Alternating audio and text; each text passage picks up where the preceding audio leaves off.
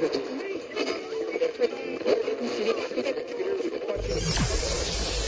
ready for unique, rare, and little-known treasures from the golden age of radio. You're listening to The Amazing World of Radio with Adam Graham.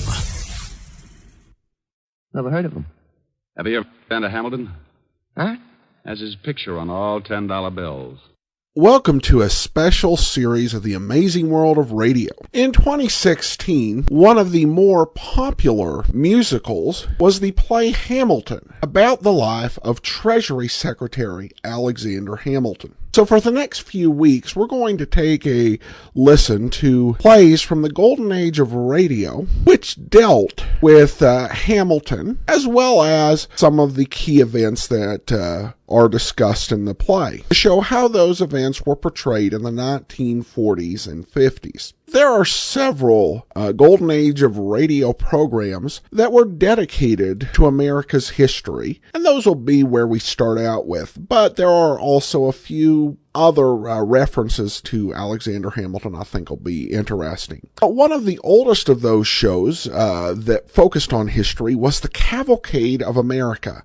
It was sponsored by DuPont Corporation in Delaware, and it told the story of great people in American history, as well as some lesser-known lights. But over the course of the program, the series covered most major figures in American history. That doesn't mean it did a whole lot on Alexander Hamilton. The show did a ton of episodes on the life of George Washington, Thomas Jefferson, Abraham Lincoln, and it had done an episode about the famous duel between Alexander Hamilton and Aaron Burr. But it hadn't done anything on the life of Alexander Hamilton until October the 21st of 1952. And it's important to note this was the 759th episode of Cavalcade of America. And so it was about due. So here now is Ready on the Right on the Cavalcade of America.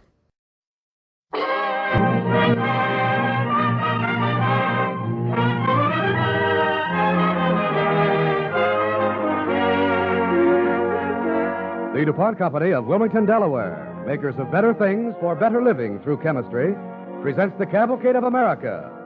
Tonight's star, Jackie Cooper. Tonight's play, Ready on the Right.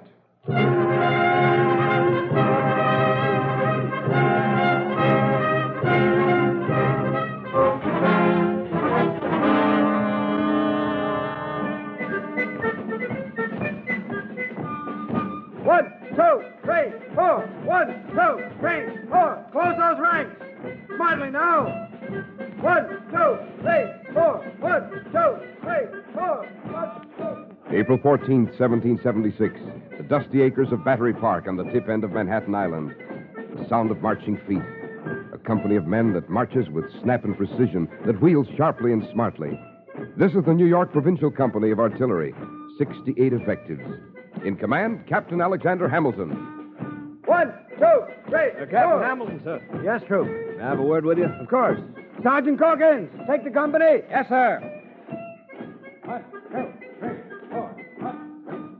Well, how do they look, Robert? Well, if I were George III, I should sue promptly for peace. You wanted to speak with me? Yes, sir. General Schuyler's on his way here. A review? No, this will interest you. He's determined to have the brilliant young pamphleteer, the estimable Alexander Hamilton, as his personal aide-de-camp. Aide-de-camp? Mm-hmm. Write his orders, keep his accounts. Well, that would make me nothing more than a clerk. Well, a fairly high-ranking clerk, considering that it carries the title of major with it. I'm not interested. I should think that the offer of a major's commission at the ripe old age of 19 would be enough to attract your interest. Not mine. I want action. A field command. Nothing else. Oh, but, Alec, you can't... Why waste time talking about it? It's probably a rumor. Well, that may be true, but unless I'm terribly in error, the rumor is riding this way right now in a white Charger.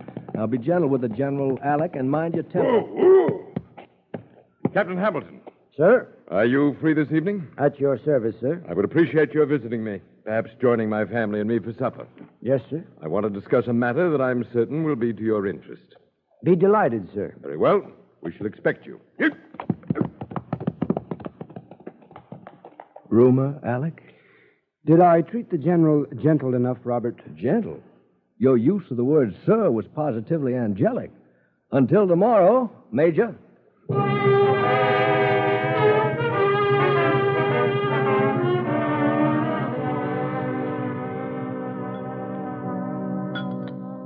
You astonish me, Captain Hamilton. Not many young men would refuse a major's commission on my staff. Please understand, General, I'm grateful and very much honored by your proposal. But somehow, in this case, the promise of action in the field, getting into the fight, is something I can't turn my back on. You're a very strange young man, Hamilton. Don't you think so, Betsy? I think he is a man of mystery, Father. He appears among us suddenly from the Indies. He writes pamphlets at King's College, pamphlets with words that blaze. Then suddenly he lays down his pen and takes up the sword for liberty in these colonies. I thank you for your penetrating biography, Miss Elizabeth. But of course you're quite mistaken. I'm no man of mystery, and I can prove it. Prove it, Captain. How? By confessing to a most human impulse. I am completely captivated and charmed by the General's daughter. Captain Hamilton. I think the captain can put his time to better use than flattery. There's a campaign to be fought. And I intend to fight it. General Schuyler, sir. Miss Elizabeth, good night.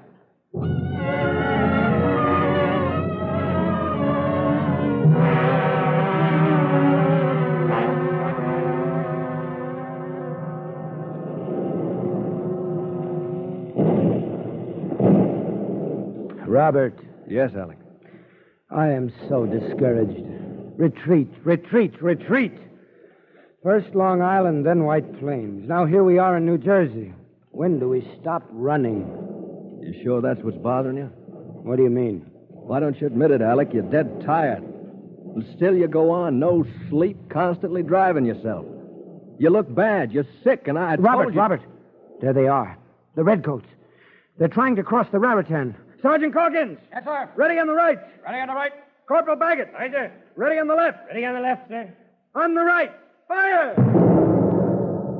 On the left. Fire! Cease firing. Oh, it's no good, Robert. Our shots can't reach them. Well, what do we do? We'll get them from the hill. We'll set cannon 1 on top. You take cannon 2. Trap them in a crossfire. Well, can we get the guns up that hill? It's pretty steep. Calkins and the crew and I will force it up. You take Baggett and fire on my signal. Calkins? Yes, sir. All right, you men, swing this gun around. All right, come on. Here we are. She's going difficult, sir. I'll help you. Come on now. Up the hill. All right, men. Cover. Harder. Harder. Captain, what's the matter? Captain, he's fallen. He's fallen. Hey, Captain Hamilton, sir. You all right? Lieutenant Troop. What's the matter, Calkins? Captain, sir. He's collapsed.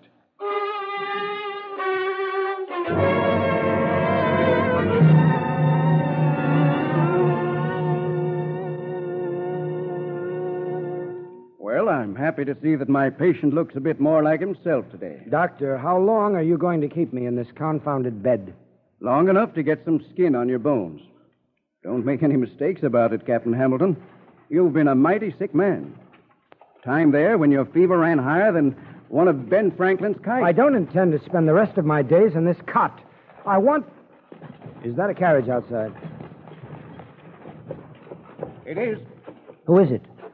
It looks like we're being honored by distinguished visitors. It's General Schuyler. Alone? No, I believe he has his daughter with him.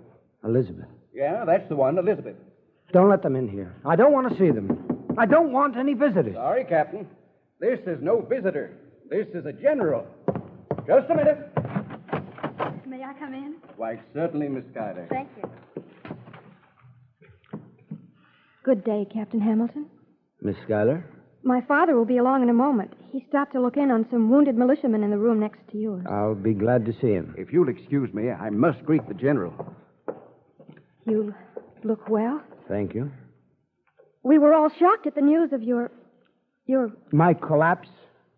Your illness. It was an arduous campaign, they said. But a splendid bit of soldiering on my part, wasn't it?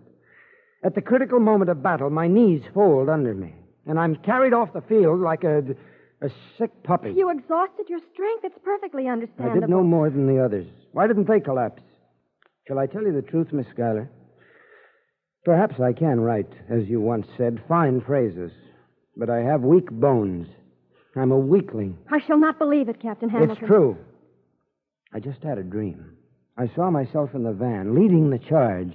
I was with the troops where I wanted to be, in the field of action. Drums rolled and trumpets sang. I stood on the parapet. An heroic picture, don't you think? Well, now look at my parapet. A hospital cot. Captain Alexander Hamilton, felled in action. He was tired. You talk as if you were guilty of some horrible form of treason. I regard failure in this cause as treason. Oh, rot. You're entitled to your view, but leave me mine, I pray I'll you. talk to you very frankly, Captain Hamilton. You're a victim of... Yes, I'll say it, your conceit. You want to do it your way. Once you lose the center of the stage, you cry out like an infant. That's ridiculous. Look here, Be quiet, I'm not finished. It's time you realized that with all your talent, you're still part of the human race. You're subject to all its frailties. You said that yourself, as I remember. The last time we met, isn't that so? Yes, but... But saying it, you still didn't quite believe it, did you? Well, Captain Hamilton, you are human. You're brilliant and exciting and talented, but you're human. And I'm very glad you are, as a matter of fact. Because I am too, Captain. Right now, very human. Miss Elizabeth. Betsy. Betsy, do you always speak so frankly to men? To men I lie. Yes. Oh, Captain Hamilton. General Schuyler, sir. I venture that had you accepted my offer of a staff commission, I would not find you flat on your back. Possibly. You're well? Much improved, sir. Much.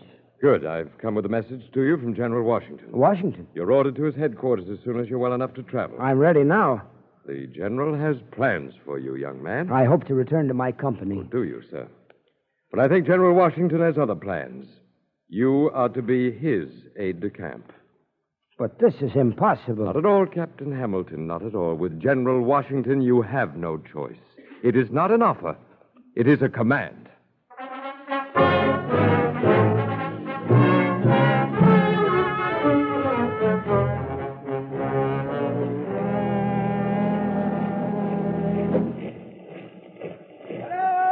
Orderly.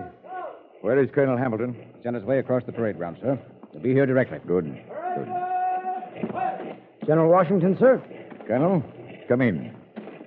Sit down. Yes, sir. The dispatches to General Sullivan. Sent off an hour ago by dispatch riders, sir. The report to Congress? Yes, sir. I have the first draft with me. The matter of the disaffected elements in New Jersey? I've sent a note to the governor requesting immediate action. Good. Is there anything else, sir? Well, if there is, I'm certain you've already taken care of it. You're a very efficient officer, Colonel. Thank you, sir. But... Yes, Colonel? I'm very grateful for all the evidence of confidence that you've shown since my arrival, General. But I still hope that I will be returned to my company in the near future. You are unhappy in my command? No, sir, but I would still prefer to be in the field. An officer fights best where he's best needed. You're needed here. Yes, sir. I have come upon a good habit. In the midst of pressure, harassment, confusion beyond belief, I have found a key to sanity. I merely say to my orderly, call Colonel Hamilton. I want you to know, young man, I depend upon you. That's all, Colonel. Carry on.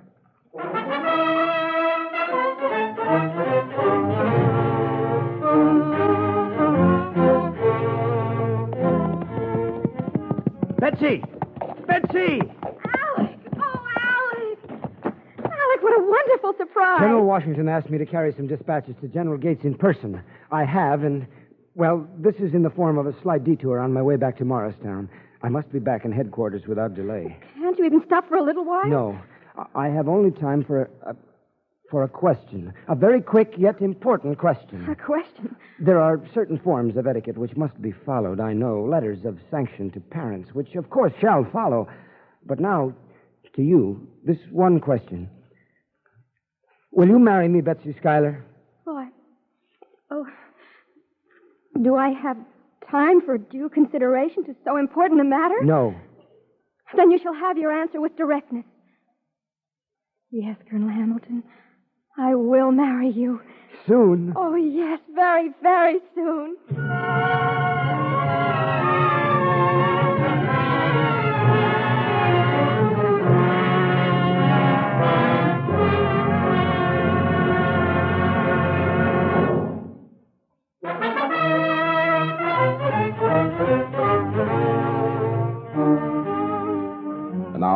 return to our cavalcade play, Ready on the Right, starring Jackie Cooper as Alexander Hamilton.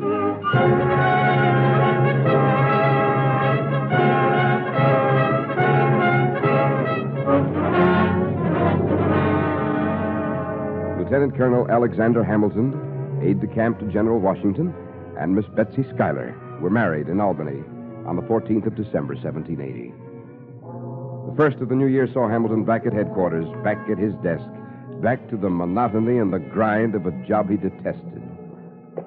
Colonel Hamilton, one moment, please. General Lafayette. I've been most anxious to talk to you about the matter of supply. Could it possibly wait? General Washington is waiting Only for a me. minute. I have prepared a detailed list of things I will need from the commissary.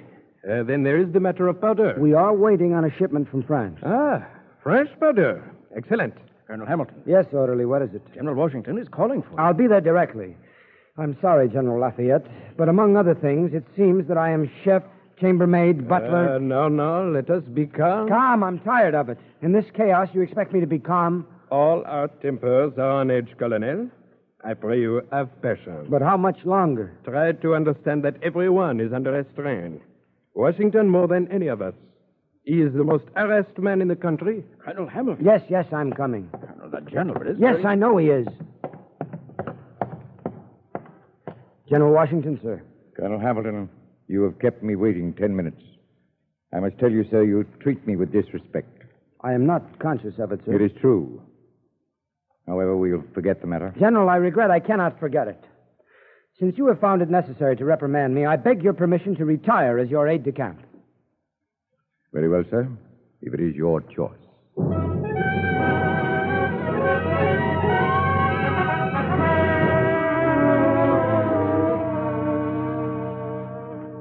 It's over now, Alex. There's no good raking over dead ashes. But I want you to understand, Betsy, and you too, General Schuyler.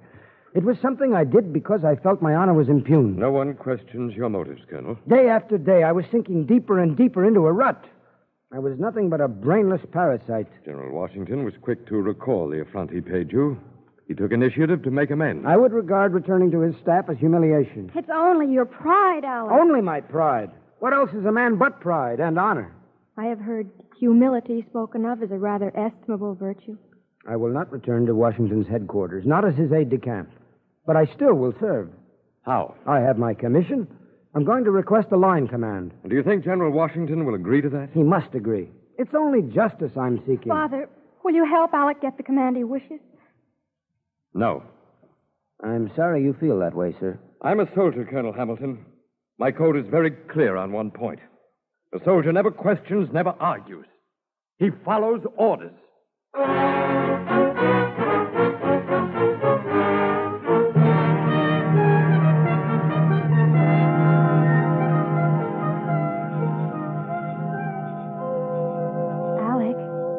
It's a lovely night, Betsy.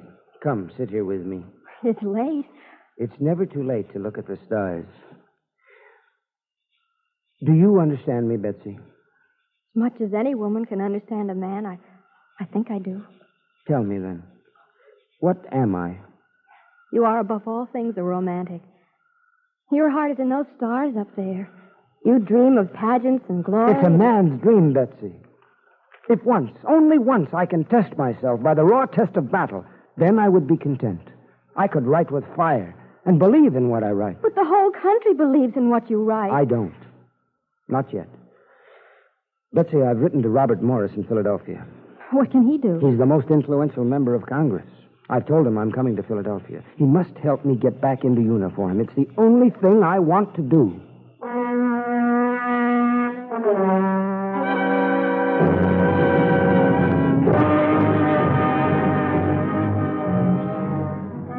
Colonel Hamilton, this is a matter between you and General Washington. I can't interfere. I'm not asking for office of special favor, Mr. Morris. I'm only asking to serve the country in time of war. You can serve the country, Colonel. Right here in Philadelphia. In Philadelphia? Yes. We desperately need men of talent to advise Congress on matters of finance.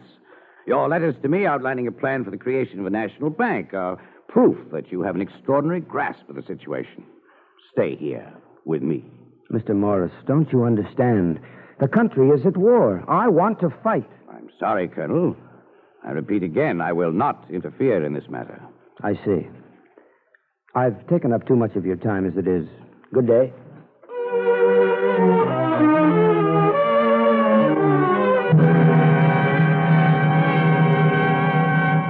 Betsy, my mind is made up. I've finished with this farce of being an officer without troops. I'm resigning my commission. Don't do it, Alec. What else is there left to do? Washington will never... Someone's coming up the road. Who is it? I don't know. Soldier, I think. Soldier? Probably carrying dispatches for your father. Colonel Hamilton? I'm Colonel Hamilton. Message from General Washington, sir. Washington? Let me have it. What is it, Alec? My orders. I'm to proceed to Yorktown and join General Lafayette. That's what you want, Alec. Sergeant. Colonel? My respects to General Washington. Tell him I am proceeding to Yorktown at once.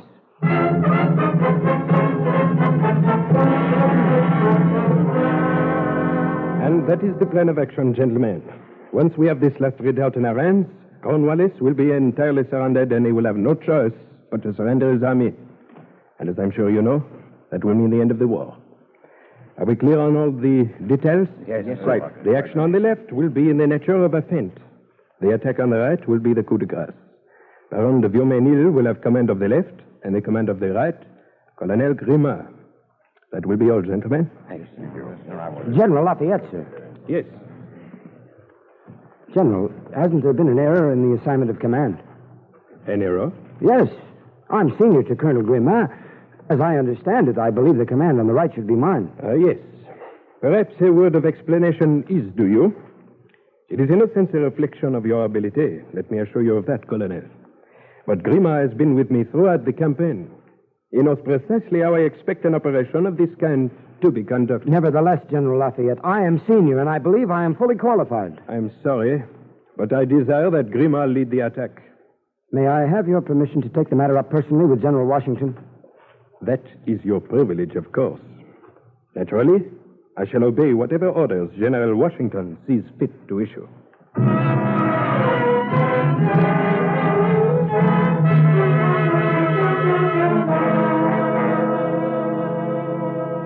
General Washington will see you now, sir. Thank you.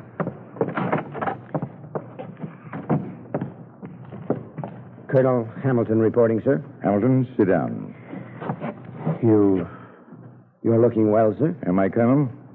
I wish my feelings might correspond to my looks. I'm very tired. General, sir, I've been wanting to say this for a long time now.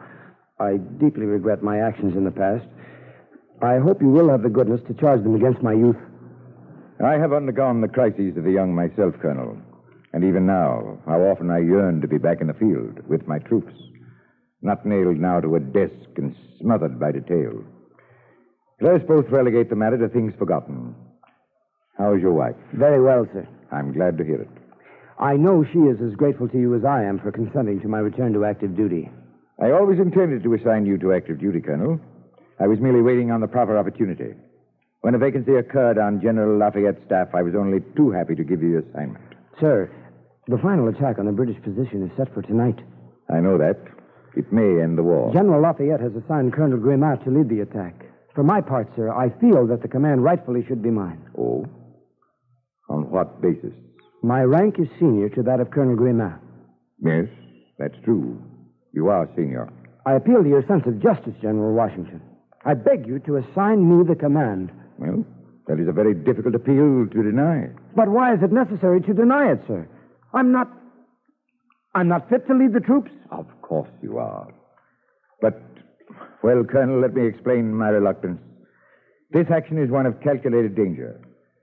You are a man who has already exhibited such extraordinary genius for statecraft. I feel I'd be doing the country a disservice by exposing you to danger in this attack. General Washington, I'm very grateful to you for saying that. But I can't stay behind while another takes upon himself the risk. You certainly understand that, General. Yes, Colonel, I do understand that. May I have the command, sir? I believe you've had some experience transcribing my orders, Colonel. Indeed, I have. Very well. Prepare an order for General Lafayette. The command on the right goes to Lieutenant Colonel Alexander Hamilton.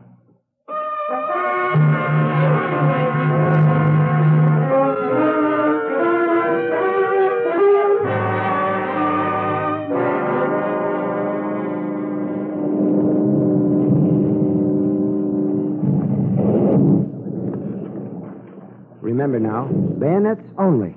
I don't want a musket fired. Is that understood? Yes, sir. We'll sneak up to the redoubt Indian fashion, as close as we can get. Then watch me for the command to charge. Right, sir. It's the last nail in George III's coffin. Let's hammer it in tight. Ready now. Yes. Forward.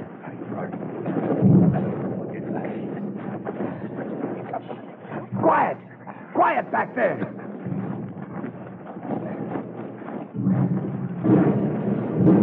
They've seen us! They've seen us all right. Up now! Up and charge! Forward!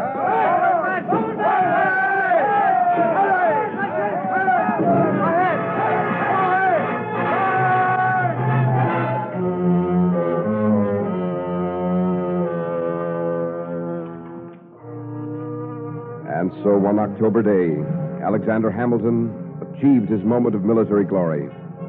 He led his troops in the field, and their charge was a success.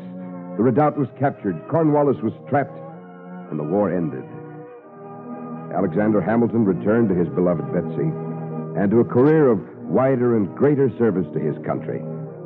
Once again, his pen flamed and his words inspired. From the fountain of his genius came victory in the fight for ratification of the Constitution, stabilization of the infant nation's economy, as the first Secretary of the Treasury. Yet, for this strange man, there was one great moment he remembered to the end of his life. One beyond all the honors that were his in the years that followed. That moment at Yorktown, when he commanded the right, and America won its freedom.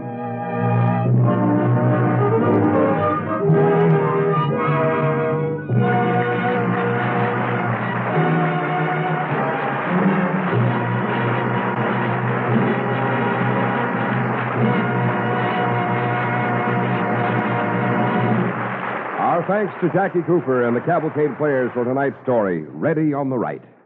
And now Bill Hamilton, speaking for the DuPont Company. Accidents that injure people and destroy property are often caused by carelessness, and training can help prevent them. Today, the frequency of disabling accidents is 20% less than it was 15 years ago. What's responsible for this improvement? Well, for one thing, we've learned a lot about how to prevent them. Industry has contributed a great deal to better safety, and the National Safety Council, holding its 40th Annual Safety Congress in Chicago this week, has done much to make Americans safety conscious. The American worker today is safer at his job than he is away from it, and there's a good reason why. Few homes or communities can match the abundance of safety apparel, equipment, and attention to safety that industry provides. The DuPont Company has been a leader in industrial safety for many years. Out of 114 plants, laboratories, and construction projects, 75 went all through last year without a single time-losing injury. 3 of these units have held their perfect records for 22 years or more. Safety plays an important part in the creation and production of all of the DuPont Company's better things for better living through chemistry. Tonight's DuPont Cavalcade was written by Robert Mason Pollock and Herb Tunick. Original music was composed by Arden Cornwell, conducted by Donald Voorhees. The program was directed by John Zoller. With Jackie Cooper in tonight's cast, you heard Rosemary Rice as Betsy, Arnold Moss as Schuyler, Ed Jerome as George Washington. And this is Cy Harris reminding you to be with us next week when the DuPont Cavalcade will present That Moore Girl, our star, Ann Blythe. The DuPont Cavalcade of America came to you tonight from the Belasco Theater in New York City and is sponsored by the DuPont Company of Wilmington, Delaware, makers of better things for better living through chemistry.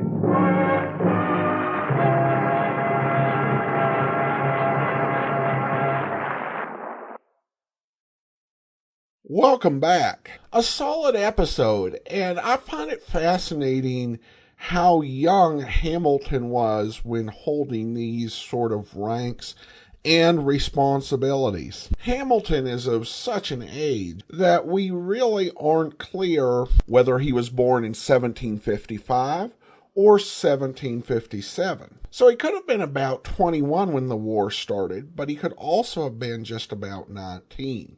There is also a sense of great impatience which if it wasn't tied in with a bit of a noble object, would come off as more immature than it does.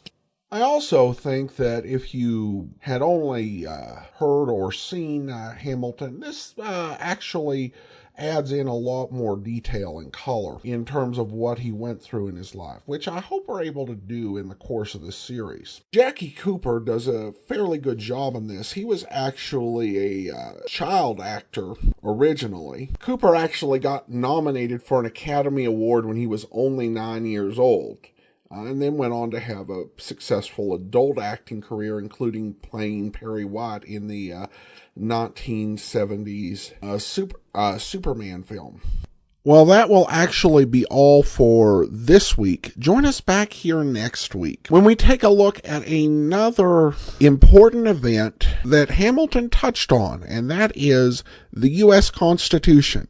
Join us back here for another episode of Cavalcade of America. In the meanwhile, send your comments to box13@greatdetectives.net. Follow us on Twitter @RadioDetectives and become one